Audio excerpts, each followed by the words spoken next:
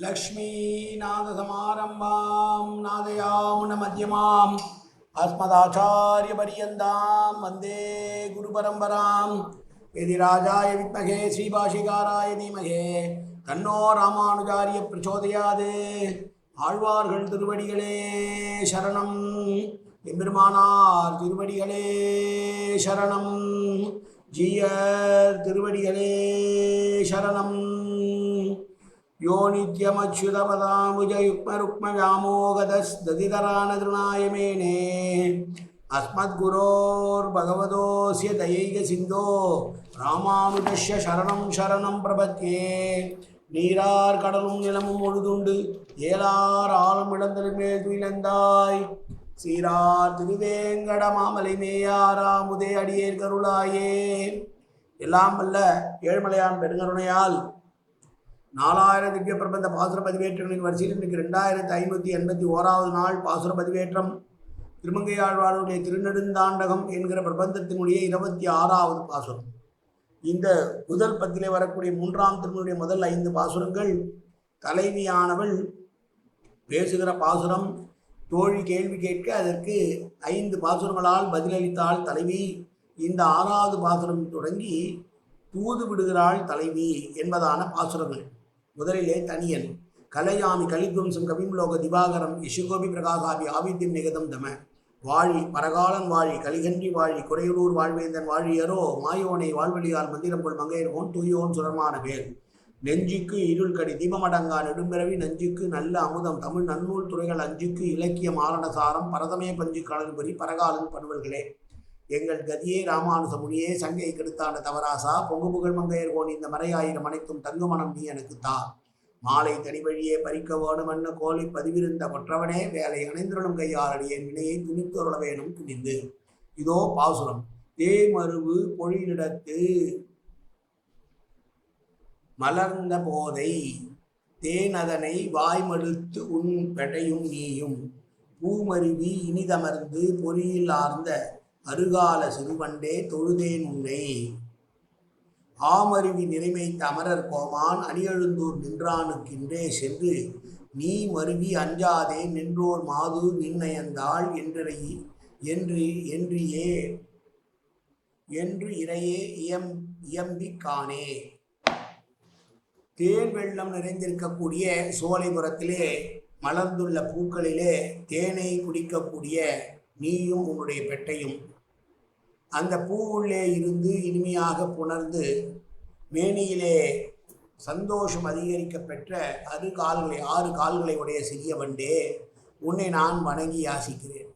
பசுக்கூட்டங்களை விரும்பி மேய்த்தவனும் அழகிய திருவழுந்தூரிலே நிற்பவனும் நித்திய சூரிகளுக்கு தலைவனாக இருக்கக்கூடியவனாமான பெருமான் பக்கத்தில் போய் பயப்படாம இங்கே ஒரு பெண் உன்னை நினைத்து ஆசைப்படுகிறாள் என்று ஒரு சின்ன வார்த்தையை அவன் சின்ன வாயாலே சொல்லிப்பார் என்று சொல்லுகிறார் இந்த பாசுரத்திலே. தலைவியை ஆறுதல் படுத்தணும்னு நினைச்ச தோழியானவள் சில கேள்வி கேட்க அதற்கு தான் அவள் மைவண்ணம் நறுங்குறிஞ்சி என்று தொடங்கி 5 பாடல்களை பாடுகிறாள். தோழி தான் கேட்ட கேள்விகளுக்கு விடை வந்து விட்டபடியால் அவள் வாயை மூடிக்கிட்டு இருக்காள். தலைவிக்கோ ஆற்றாமையானது மீண்டும் அதிகரித்து விட்டது. ஏனென்றால் அவளுக்கு எப்படியாவது பெருமாளோடு சேர வேண்டும். அப்போது பார்க்கிறாள் அங்கே ஒரு வண்டு வருகிறது. அது வந்தை பார்த்த உடனே தூது விடுகிறாள். இந்த பாசுரத்தில் ராமாவதாரத்தில் திரியக்குகள் தூது சென்ற காரியம் நினைத்து பார்த்து வண்டு விட தூதுல முயல்கிறாள் பரகாலநாயகி. வண்டை விழிக்கிறாள் முன்னடியில். எப்படின்னா எப்படி இருக்கிற வண்டு, எங்கே இருக்கிற வண்டு, என்ன செய்திருக்கிறதுன்னு முதல் 2 அடியில் வண்டை பற்றி சொல்கிறவ அடுத்ததில் அந்த வண்டு என்ன செய்யணுன்றது சொல்கிறான். திருவெழுந்தூரில் ஆவணிப்பனுடைய பாதத்துக்கு சென்று என்னுடைய நிலைமையை சொல்லு என்று கேட்கிறான். ஏனென்றால் நீ தேன் மிரை நிற்க மலர்களுக்குள்ளே உன்னுடைய பெடையோடு நன்றாக தேனை குடித்துவிட்டு ஆணும் பெண்ணுமாக நீங்கள் சேர்ந்திருக்கிறீர்கள், சந்தோஷமாக இருக்கிறீர்கள். ஆனால் நானோ என்னுடைய தலைவனை துணைவனை பிரிந்துவிட்டு உண்ணாமல் உறங்காமல் உறங்க பிடிக்காமல் இருக்கிறேன். நீயோ உன் காரியமே கண்ணாக இருக்கிறாய். என்னுடைய காரியத்தையும் சற்று பெருமாளிடம் போய் சொல்லக்கூடாதா என்று வண்டை பார்த்து கேட்கிறாள்.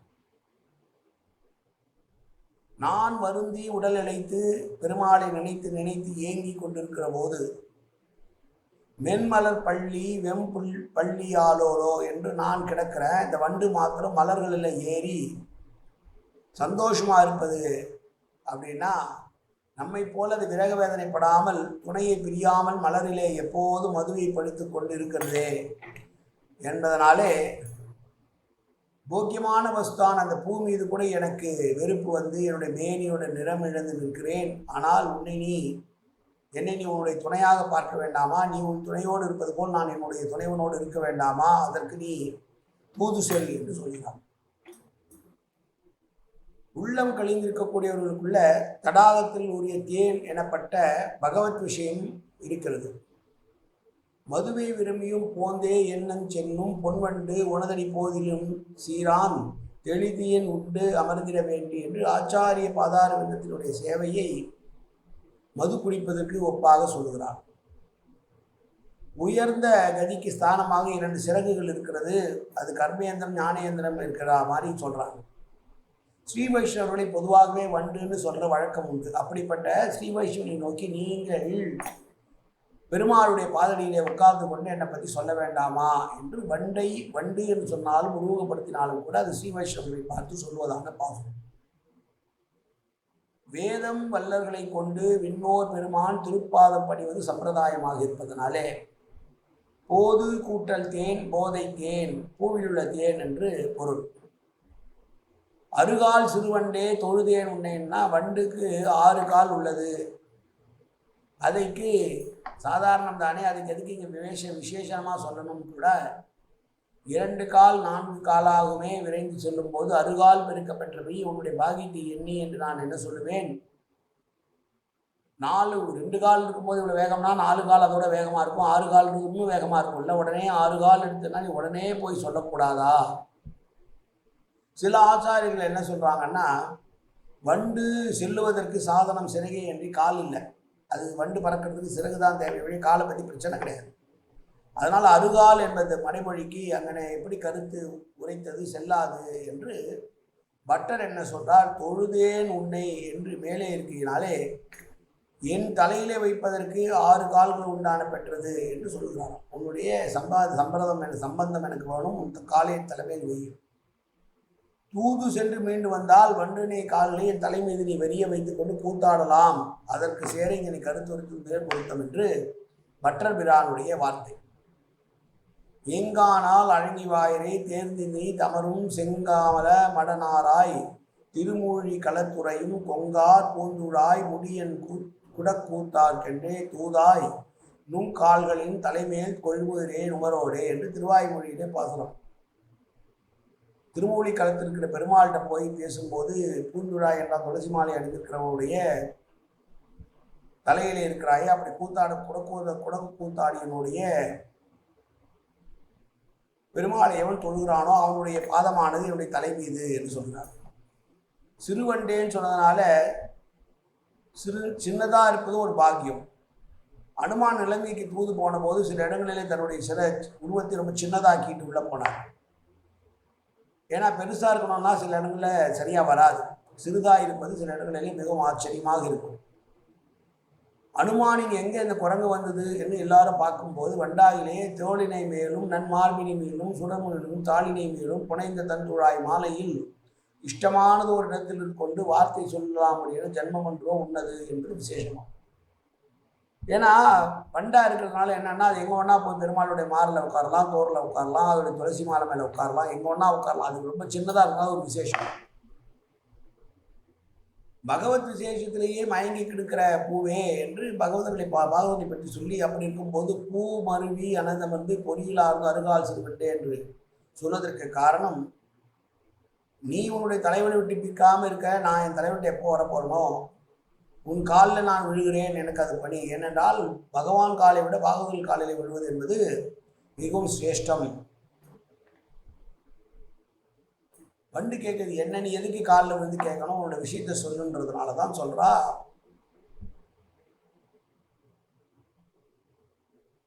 பெருமாள் கிட்ட போய் அழுந்தூரில் இருக்கிற பெருமாள் கிட்ட போய் நான் ஒரு பொண்ணு இங்கே காத்துன்னு இருக்கேன் என்று சொன்னார்.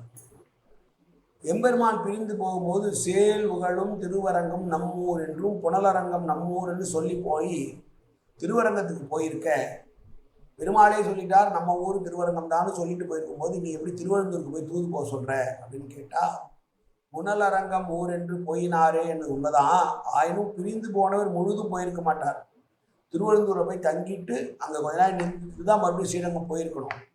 அதனால ரூட் போட்டு கொடுக்குறா, நீ முதல்ல திருவனந்தூருக்கு போ. திருவரங்கத்தை போய் பார்த்தா நீ நீர்வரப்பு நிழல் வாய்ப்பு கண்ணவற்றி தனிக்கடை கிடப்பதற்கு புறப்பட்டிருப்பார். இப்போது திருவனந்தூர் அளவிலேயே இருக்கக்கூடும். ஏன்னா அவர் போகிற வழியில் முதல்ல திருவனந்தூர் தான் வருது. அதனால் நீ அணியெழுந்தூருக்கு போ.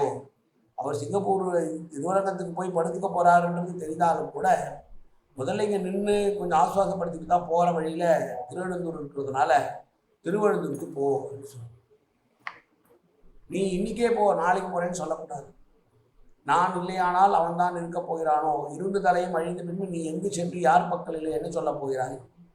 நானும் இல்லை அவனுன்னா ரெண்டு பேருமே இருக்க மாட்டோம், யார்கிட்ட நீ சொல்ல முடியும். அதனால இப்பவே கிளம்பு. அவன் ஆமறிவு நிறைமைத்தவனாகலே நீ பார்க்கலாம். அவனை சீலகுணத்தோடு வைத்து அவனை தேவர் என்று அஞ்சினோமேன்னு மருள வேண்டிய அவசியம் இல்லை. ஆடு மாடுகளிடம் பாசமாக இருக்கிறவன் உன்னிடத்திலும் பாசமாக இருப்பான். எனவே நீ போகிற போது ஒன்றும் பிரச்சனை கிடையாது.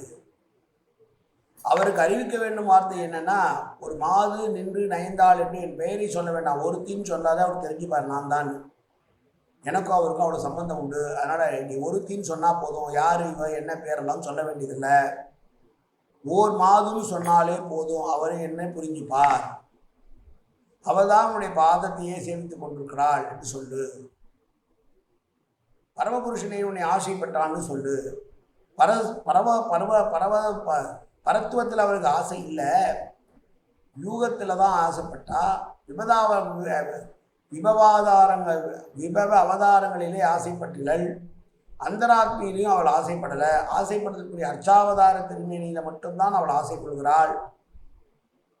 விபவ அவதாரமாக இருந்தாலும் வியூகமாக இருந்தாலும் அந்தராத்மியாக இருந்தாலும் அதெல்லாம் ஞானஸ்தானம், அதெல்லாம் தேவையில்லை. உள்ளூரில் இருக்கிற மாதிரி அர்ச்சாவதார திருமேனியாக இருக்கிறதுனால அங்கேயே எனக்கு போதும்னு நினைக்கிறா.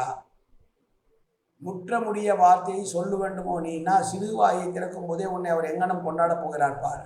ஏஷ சர்வத்து பூதஸ்து பரிஷ்வாங்கோ பூமத என்றபடி அனுமான் பெற்ற பரிசும் ஒரே தேசம் ஏகதேசம் என்றபடி நீயும் பகுநாமம் பெறப்போகிற. அனுமானுக்கு எப்படி பேர் வந்ததோ அதுபோல் வண்டே என்னை பற்றி நீ பேசினா உனக்கும் பெரிய பெருமை வரும்.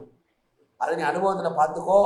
நான் ஒருத்தி தங்கியிருக்கேன், நான் ஒருத்தி காத்துக்கிட்டு இருக்கேன் அப்படின்றத அவருடைய பாதத்துக்கிட்ட சென்று பயப்படாமல் சொல்லுன்னு ஒரு வண்டை பார்த்து தலைவியான பரகால நாயகி பேசுகிறான அருமையான பாசுரம். இந்த பாசுரம் 6வது பாசுரம், 26வது பாசுரம்.